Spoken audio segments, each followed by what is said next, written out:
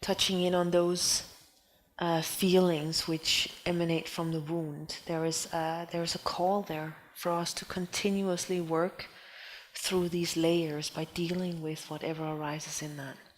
So when you speak about the hard feelings, what is called for constantly is, it's kind of like that which you could call the Dharma practice. You know, the willingness to feel what is there and to allow all of the hardness that comes inside of that to be softened with your heart.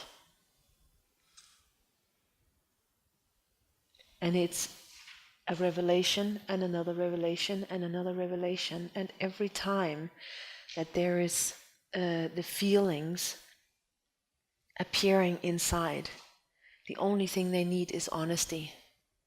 And in my experience, to start out with, because we are not used to dealing with the hard feelings, to start out with, we need a bit more space around it.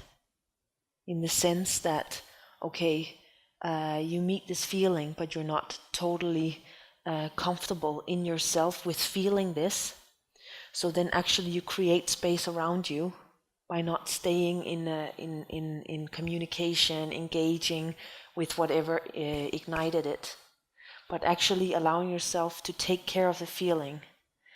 And with practice, you become better and better at dealing with the feeling. And the thing is that every time that there is some igniting of the wounding, it always comes because there isn't a perfect response. There isn't a perfect situation. And then these things, they pop up as a reflection of injustice, or a reflection of not being treated properly, or a reflection of this, or a reflection of that, or not being loved the right way, all of these things.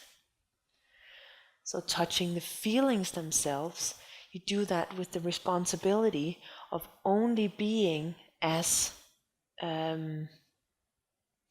active as you can without losing the deepest sense of the feeling. So that's the first stage. As you do this, and as you become, as you dissolve the preferences around the feelings, because right now you're calling them hard feelings, but they're only hard because you're actually not used to them. They're only hard because they are still reflecting a blind spot in you, yeah? But somewhere in there, when everything gets resolved in terms of being able to pass them through, there might be an actual straight response behind them. There is a difference between, just random outbursts of whatever, and then for you to allow your living life to be the invitation for you to sink in as deeper down, to hold yourself in that place where the wounding is. This is about you coming into your place, coming into your body, coming into deeply rest and in the depths of the ocean. You understand? Otherwise, we're back to that thing of just like the random waves crashing on the shore, and you have no fucking clue where they came from, or all of these things. So in my experience, the reversing of consciousness in and down is that which creates, while these things can pop up, like you say with anger now, it's like that, those kinds of, I call them random, but it's almost like a flickering candle, like unstable, instability, yeah? That kind of, it stops happening. Because when you're resting in the depth of yourself, then that kind of response to things out, and I say out here, they don't happen like that, because they don't affect you like that. If there was an anger response, if there is an anger response to something which actually doesn't even have anything to do with anything, the first thing to do is to come in back. Where did that come from? Anger doesn't just happen by itself. It always comes from somewhere.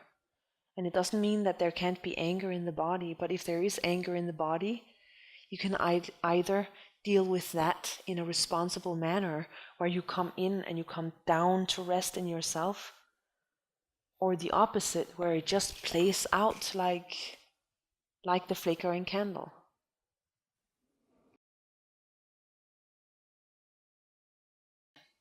The freedom is already the case, and the true nature is the compassion, which is also already the case. So that is the background knowledge of it all, being able to deal with yourself with compassion. Can you see that? Because it's already the case, but to the extent that there is body identification, then all of a sudden it's not the case, because the body in its current state, it is broken in many ways. There are links broken here and there and everywhere. But to the extent that you have this background knowledge, from there you can start approaching and dealing with deeper and deeper, or more and more of yourself, I would say. But when I say of yourself, I mean of your human. Because self as being, self as pure being, is already pure perfection, you know? But existence is not perfect. But if we only sit and state, you know, everything is perfect, we never get to touch the imperfection. But again, if we get lost in like just disappearing into the pain, then there is only pain, there is only imperfection. So right there, the background of the perfection is that, of course, which needs to be applied to the imperfection. And that's not a doing, that's an acknowledgement of the compassion, the compassionate nature, the compassionate reality of yourself. And to the extent that you can apply this to yourself, you can apply it to everything. From there, a deeper and deeper and deeper touching in upon yourself. Exactly like I said before, with in your living life, to be able to apply this compassion to yourself, apply it to everything around you, without separation, basically, you know? That's the deeper and deeper. And in one sense, from the angle that we, as that compassion, get to touch in on these broken areas, it's actually a lot of fun. Most people don't find it fun, you know, to touch the pain, they avoid it. But the pain itself, it's actually kind of fun to touch it when you know that touching it actually creates more freedom, more of a creating your body to be the open window that it's supposed to be, you know?